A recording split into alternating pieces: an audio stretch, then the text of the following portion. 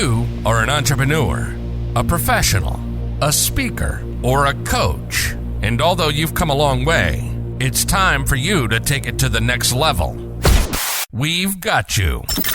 This is the Author to Authority podcast. We'll help you use authority and influencer marketing to build your business stronger and faster by publishing a book. You'll hear from guests that are thought leaders in sales, marketing, networking, communication, social media, promotion, and business leadership. Let's do it. This is the Author to Authority podcast. And now your host, the extraordinary word ninja, Kim Thompson-Pinder. Welcome to the Author to Authority podcast. And today I'm excited to have Ruben Alvarez. And we're going to be talking about creating killer 3-second hooks. Now, this is a conversation that is going to be near and dear to my heart. It is something that I have taught. It's also something I am restudying for my company, RTI Publishing, because I really believe that, this is something that progresses over time. It doesn't, you just do it once and then it's the same forever. So I'm so excited to have this conversation with Ruben. Now, he is a brand consultant and author. His primary message is sales will bring you money, but brand will bring you legacy. He has been featured in Forbes, Business Insider, Yahoo Finance News, Los Angeles Tribune, LA Style Magazine, Disrupt, Thrive Global, and many more for his tactics regarding brand development. Ruben is an advocate for businesses and people to create a magnetic brand in which the client comes to you. Welcome to the show, Ruben. Thank you. Thank you very much. And thank you for having me. I'm excited to get into this as well, just because you said that you're relearning and studying it again. And, it is such a amazing thing, the 3-second hook, and what actually captures people's attention, that if you are willing to relearn it over and over, you become really good at it. So, well, the thing I've learned is my business changes over time. Mm-hmm. And the hooks need to change to reflect where I'm currently at in business. So I think we're going to have a really good conversation here. But Absolutely. First, I just want to give the audience a quick chance to know you. This is your first time on the Author to Authority podcast. So please take a few minutes, introduce yourself, tell us a little bit about your story, and how did you become this so extraordinarily, prolifically well-known brand consultant? Yeah, it starts off very funny because I didn't start in the marketing or branding space, right? Mm-hmm. I believe that in order to be a good marketer and somebody who's good at branding, you need to have a really, really good understanding of human psychology to begin with.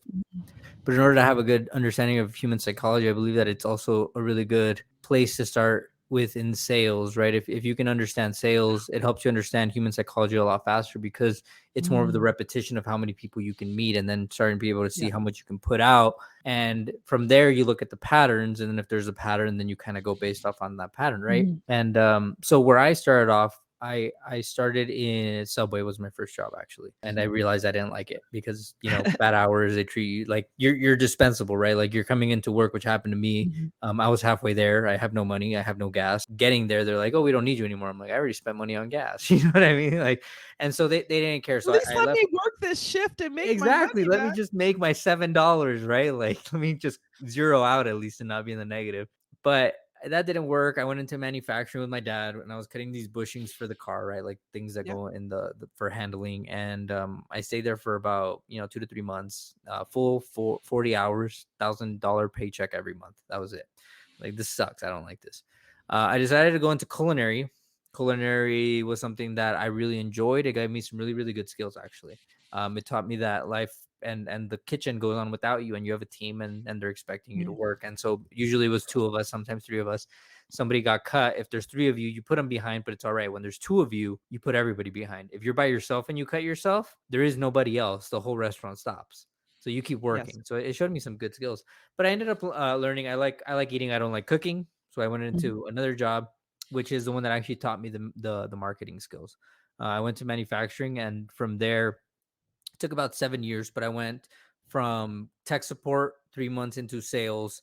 And then about 2 years, I went from sales to sales manager. About 5 years in, I went to sales and marketing manager.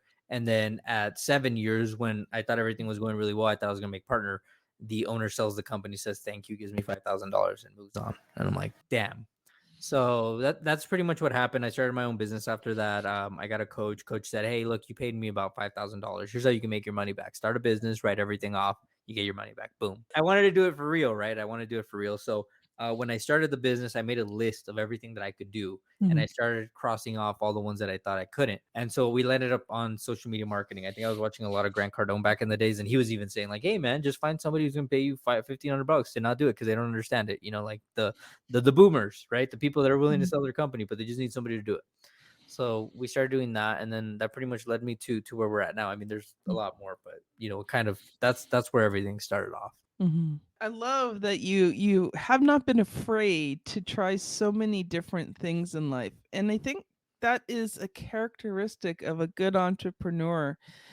When I look at my own journey, I did not start out as a publisher. I was a housewife looking to get a little side business Yeah. to help support the family. So, while my husband worked and I had made the choice to stay home, I didn't have to stay home, but we made the choice because we felt it was best for the kids. And, I didn't realize all those years ago that one day I would become a full scale publisher. That wasn't even in my wheelhouse. I just went kind of from business to different business and found myself here, and this is home. And I think that's part of the entrepreneurial journey is sometimes you don't get it right the first time. You have to try a few different things till you figure out where you fit in and where your love and your passion is. Yeah. Part of it I think too was my mom, and anybody who's listening right now. I think that there's a great lesson here. Mhm. My mom, she taught me two different ways, right? The first way was she wanted me to learn kind of how to cook, and we didn't have a lot of money growing up, so I didn't want to cook. And then eventually she got it out of me, and I said, "Hey, well, if I mess this up, we don't have money to buy it again." And she goes, "No, no, don't worry about it. Like, we can always buy it again." And so that was the first time. But the second time, my mom would always save money, and she would have, I don't know, like $10,000, $12,000 saved up. And again, single mom, right? And that was commendable in its own. But then the money would go away, and then the money would come back, and she would always say, "Hey, look, money always comes and goes. Like, you don't have to worry about money. It's always there. Like, even when you don't have it for some reason, like 3 months from now, you'll have money, and then you won't, and then you will, and then you won't, and then you will." So I think that really gave me the freedom, right? As somebody who Mhm. who single mom, limited resources, and everything, she has money. Why would it be that I can't take a risk and spend it all and then just get it back? Why would that not be possible? And I think that when you have these different mindsets towards things, you don't Mhm. see scarcity in money and saying, "Hey, I can't go out and be a chef and then get it wrong and then try to pay it back over time." So I got a question for you because now you've got me curious. Yeah. What did your mom do with that $10,000 to $12,000? Because you said it came and it went. So again, it was just always different things. One of them would be like she would have the money, and then we were living. God, I don't even remember where we were living before a mobile home park, but we were living somewhere. And so somebody sold the mobile home to her for $4,000 cash, and these were like $40,000 to $50,000 mobile homes. And so she's like, "Yeah, for sure, right? Like, here you go." And so then it was gone. And then the next thing was like, "I need $4,000 for a car when I was old." And she's like, "Here you go." And then it's gone. And so it was always something. It was always something that Mm. came up, right? And so I've been learning that as well. It's the problem with savings is that something will always come up, and when you don't have it, you can't buy it. But the moment that you have it, you can buy it. So you really have to think like, why am I saving money, or should I just really be investing this money into stuff that I want, or should I be having a plan of why I need this money in the Mhm. beginning? Because if not, something will happen, right? Like I have a savings, boom, broke my leg, flat tire. Everything just starts happening. The moment you have money, all of a sudden, all four tires need to be replaced, right? And then the gutters break. And it's like, so you never end up putting it towards the things that could actually help you grow. But for some reason, when you have like an influx of $5,000 and you're like, you Mhm. know what, I need a new computer because this one's too slow and I need to process things a lot faster and it could help me. And so you put it towards the computer. For some reason, the tires never pop. It's really weird the way that it works that way. Mhm. Awesome. Well, I want to move into the next segment Yes. here, and I want to let you loose to talk about creating killer 3-second hooks. So I want you to share what's on your heart there, and then we'll talk about it. Yeah, so 3 seconds. I talk about this quite a bit in the early 2000s, like 2002. I believe it Mhm. was 2 minutes and 30 seconds. That's what you would get before somebody would skip over. And it's, oh my God, that would be amazing, right? So, what ends up happening is that as time progresses, people's attention spans, they start to shift and they start to change, and then a new app comes out and all these things happen, right? What's cool is that even though it is 3 seconds on a lot of platforms, on places like LinkedIn, they haven't been conditioned to that as much, right? Because the Mhm. platform hasn't really manipulated itself for that. So you still have a little bit more time before somebody skips your video on there. Yeah. And so what it is more than a 3 second hook, it's how much time do I have to engage somebody before they decide Mhm. that they want to move on and they don't care about my content. And Mhm. so that is the major pain point that we learn to solve, is how can you get somebody to actually care about what you're posting, so that way all the time that you put into your content, it just doesn't go to waste. And so that's a huge pain point, right? Like, if I Yeah. tell you, hey, I do social media management, you're like, I can do social media management, you'd be saving me an hour of my time. But if I say, hey, look, I can get you in front of maybe the same amount of people, but those people will actually care and they'll stop and they'll engage and they might buy from you one day, you're like, okay, that actually saves me a lot of time, because now I'm not wasting time on planning the content.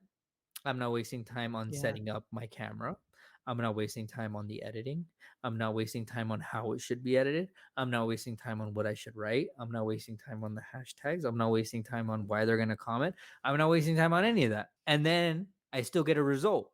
So there's so much more that goes into it. And so we started really thinking, how can we actually help people? Not how can we provide a convenient service? And I think that that's where the 3 second hook really comes into play, and why human psychology comes into it so much, because I truly believe that even though people see patterns, they choose to ignore them.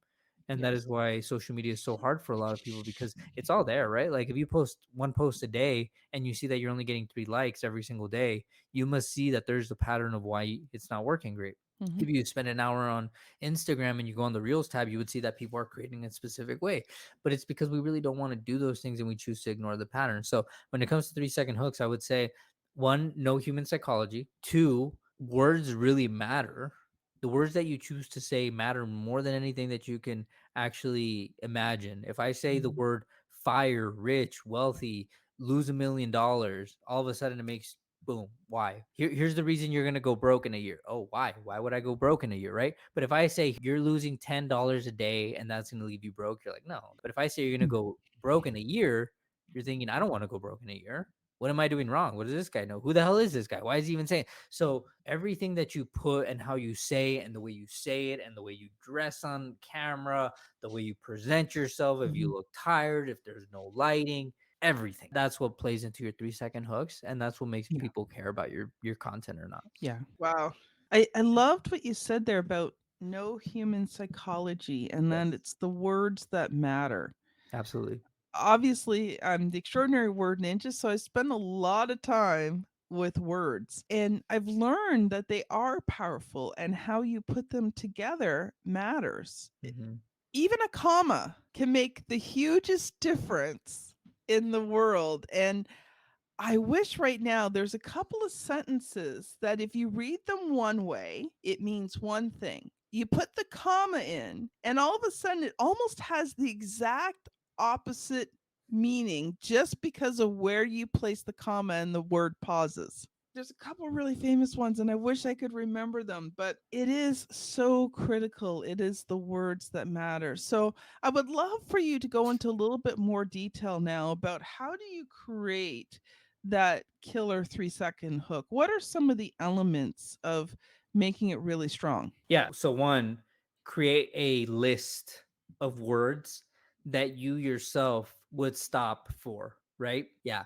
Because let's say that you're trying to say something like, this will hurt you, right? And so you're like, hurt. I wouldn't stop for hurt, right?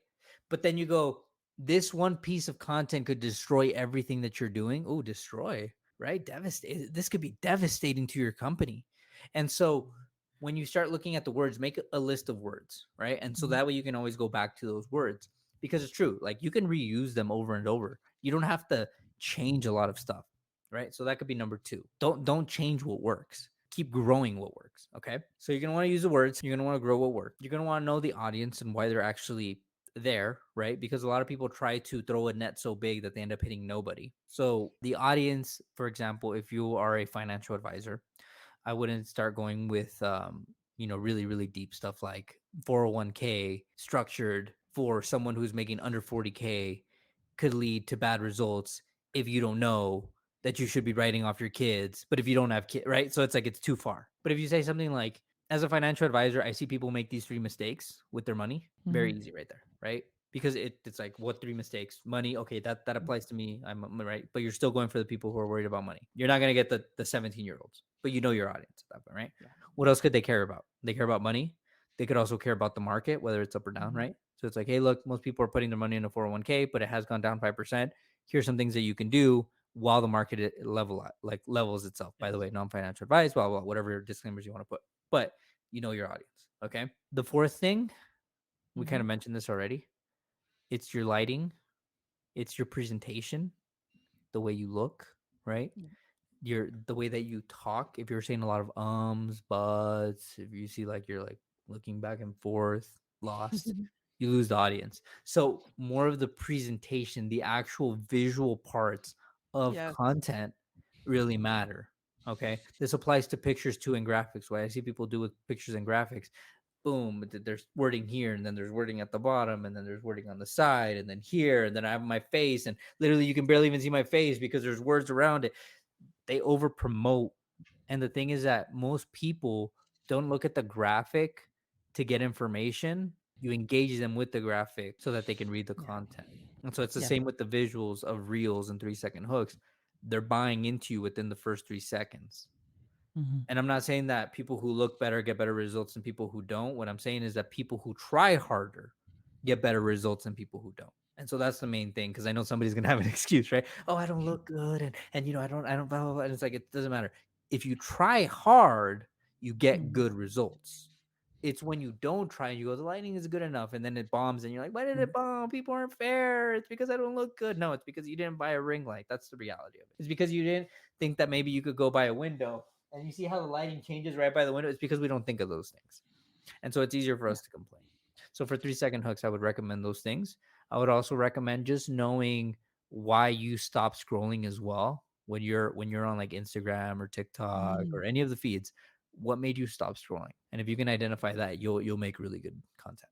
It's funny that you talk about even some of the basics of just having like a good background. If you're listening on the podcast, like I'm almost off the screen right Yes. now and you can't even see them. Yeah. Be No, up, be center, be yes, I'm gonna give a little bit of advice too right here, just because you said that. Making videos this close to the camera, right? And then expecting people to engage with your stuff, it's creepy, it's weird. It's too much face, right? It's too personal. Like when would you ever go to a party, right? And say hi to someone and then just say, right, hey man, what's going on? How are you? Right? Like it's just you wouldn't do that. And I don't know. It's little things that make sense in real life, but on camera they don't. yeah. Yeah. Look at the camera. How many people like are looking down, they're looking sideways. Now, generally when I do these recordings, I am looking at you. So it looks like I'm looking sideways because I'm Yes. watching you and talking to you. And it's kind of, I can't look at the camera and actually see what you're doing at the same time. It doesn't work that way. But if I'm just talking myself, I look straight forward into the camera. I don't look sideways. I want that eye contact. Yes. I want people to feel like I'm talking to them. Buy a microphone. And it doesn't have to be like microphones. I think this is one of an Audio Technica. It's a very good brand, not very expensive. Put a little bit of money.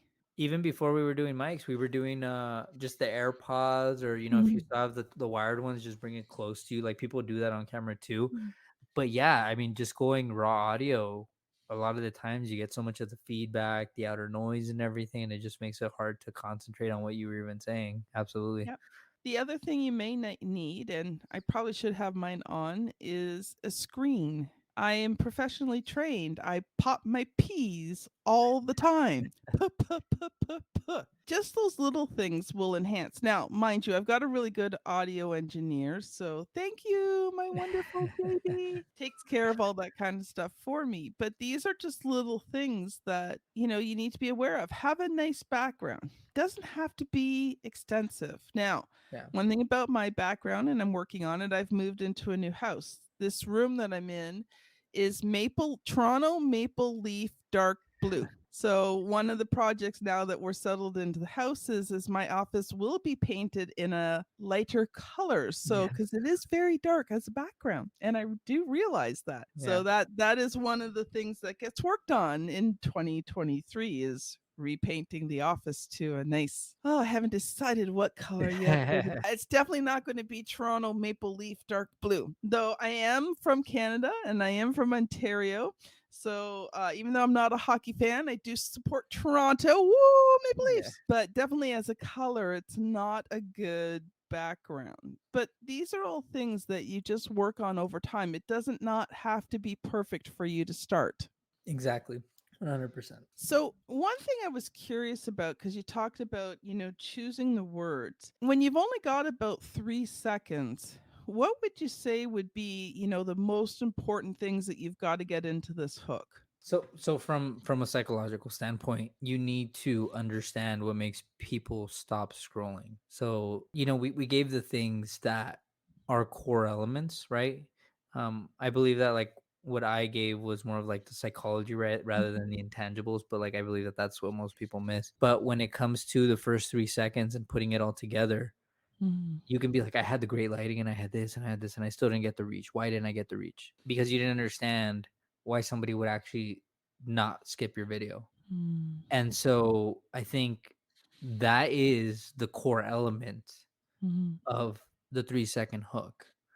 It's Mhm. not what am I gonna say? It's not why is it 3 seconds? It's not why is it 5 seconds? It could be a second, right? Most people might not even waste the full 3 seconds, but it's more or less, will somebody stop and watch this? Yeah. And you can go even further, right? On Instagram, TikTok, and Facebook, especially LinkedIn. I don't see it as much, right?